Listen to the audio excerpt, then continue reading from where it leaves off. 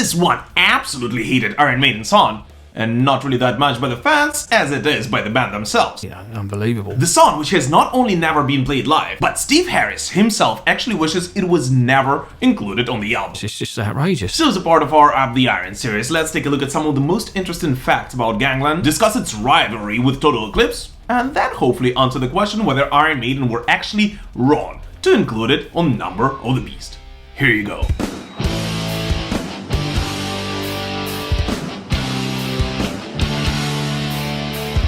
But before we continue, I'd like to briefly thank Gothic for two things. Number one, for sponsoring this video, and number two, for actually helping me look like a rocker at rock concerts. In case you don't know about them, Gothic specialize in heavy metal jewelry and have a vast variety of rings, pendants, bracelets, earrings, and pretty much anything you can imagine for both men and women. And with my promo code METAL20, you will actually be able to get additional 20% off. And yes, that's in addition to the Valentine's sale, which is currently going on the website. You know guys, I rarely endorse any businesses on the channel, but I actually do wear this jewelry whenever I go to the shows. And in addition to looking cool, everything I've gotten from Gothic so far is actually very high quality and is extremely durable. So guys, check them out via the link in the description to this video, and don't forget to use the METAL20 promo code at the checkout. But alright, the thanks are over. Let's do it! When Iron Maiden entered Battery Studio in London in January of 1982, they only had 5 weeks to both record and mix the new record. As far as I'm concerned, it still is the album. And thus the band, which has just gone through major lineup changes, found themselves under a lot of pressure. Even more, one of the greatest producers of all time, Martin Birch, who's worked with Iron Maiden on Number of the Beast, by then already had an idea about which song the band should use as the main single to the record. And bear in mind, that was before he's heard any of those songs recorded.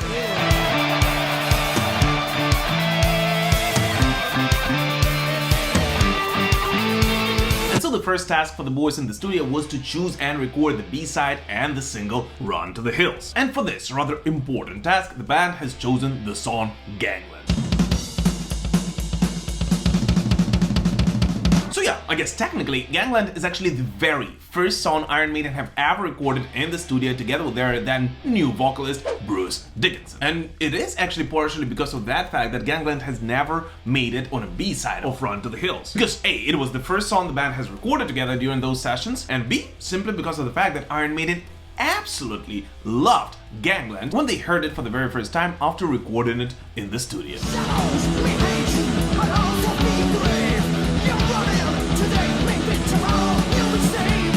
And so with all the enthusiasm, the band has chosen another song, Total Eclipse, the decision which the band has absolutely hated since, to the point that some conspiracy theorists even may say that the band did it on purpose just to be able to complain about something on Number of the Beast.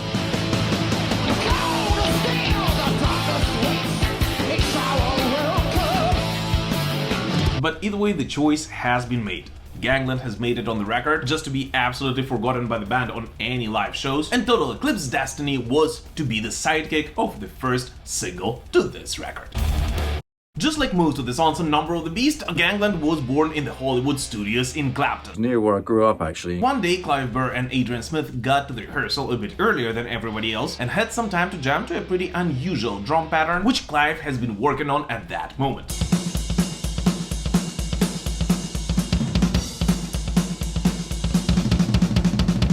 And after Adrian started improvising to that beat, they realized that they can actually make a song of it. Just clicked. And according to Adrian Smith, Gangland is pretty much what a collaboration between Cozy Powell and Gary Moore would have sounded like if they would play metal. But anyways, keep in mind that while both Adrian Smith and Clive Burr weren't really the newcomers for Iron Maiden, neither of them actually had any songwriting credits for an Iron Maiden song before Number of the Beast. So by then, it was in fact a collaboration by the songwriting newbies for Iron Maiden.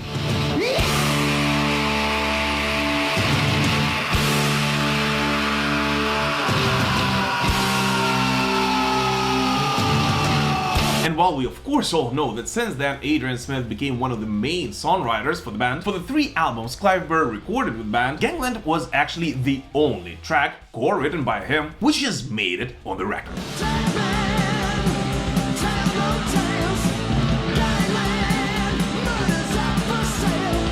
But in case you're very much worried about Clive Burr being left without any songwriter credits for Iron Maiden, in case if Gangland is removed from Number of the Beast, worry not. Since another track which was co-written by Clive, which has not officially made it on the record on the first press, was of course Total Eclipse. Sunrise is gone, freezing out the fires.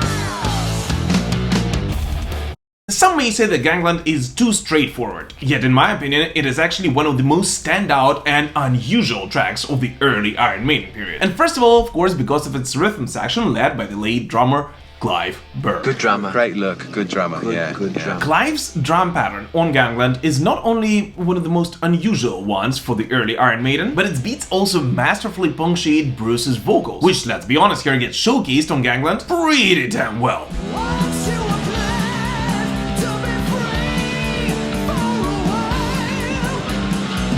In fact, Gangland actually features the highest note Bruce Dickinson has ever hit on a studio record. And listening to the song's bass line, we actually hear that it follows the rhythm guitar pretty tightly, without actually going on any of the solo endeavors, which, let's be honest here, is rather unusual for Mr. Steve Harris. Yes, that's true. What is also very interesting is that, yes, it is true that on one hand, this track is actually very jazzy. I mean, not as jazzy as it could have been, but on the other one, in parts, it actually taps into the world of thrash metal, which by then wasn't really that wide yet. You pray for the day you like to stay here for a while. You wonder if your children will face the kind of style. And of course, Gangland is the only song in the Iron Maiden catalog, at least that we know of, in which the band, when mixing the track, absolutely forgot about one part of it. And nobody noticed anything. According to Bruce Dickinson, and most people's ears, the version of the song we all know lacks Dave Murray's part of the solo, which of course was supposed to come as an answer to the first part played by Adrian Smith.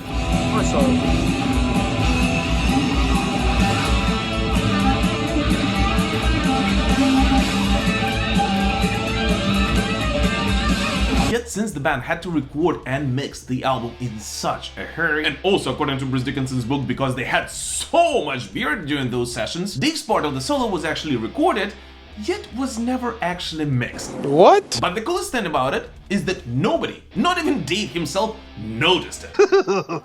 And after they were done recording the album, because of the fact that all of the recordings were analog at that point, that part of the solo was unfortunately missed. And while, you know, some might say that playing that main riff once again actually adds up to the tension before the final accords and the modulation done by the end of this track, I actually think it would be absolutely amazing if on some of the later re-releases, like for example on the previous one, Dave would actually re-record and add the missing part of that solo.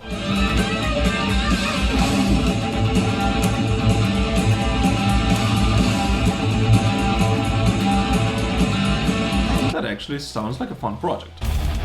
So, given all that, is Gangland actually a wrongfully underrated track? Well, not really. I mean, the reason why it is not so popular is because it most likely is the weakest track on Number of the Beast. But don't get me wrong, by all means that does not mean that it's a weak track. Let's just not forget which other songs it's being compared to on the record.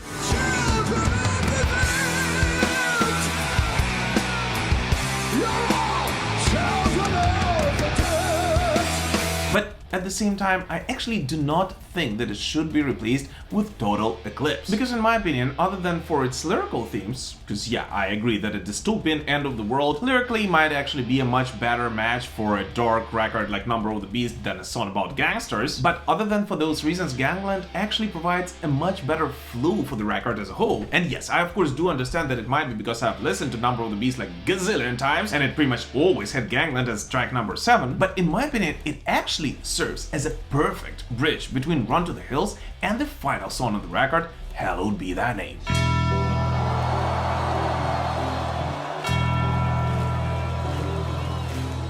Because if we take a look at the song arrangement on the second side of Number of the Beast, they all are actually located in such a way that the energy level on that side of the record starts at ground zero and continues growing up until the very end of the album. And having a mid-tempo Total Eclipse as the second to the last song, which by the way is a great track, but it would actually allow for that unnecessary energy dip before the album's end, when Gangland actually takes the momentum created by Run to the Hills, enhances it and builds on it, thus helping an intro to Hallowed Be Thy Name come as an unexpected cold shower on its listener.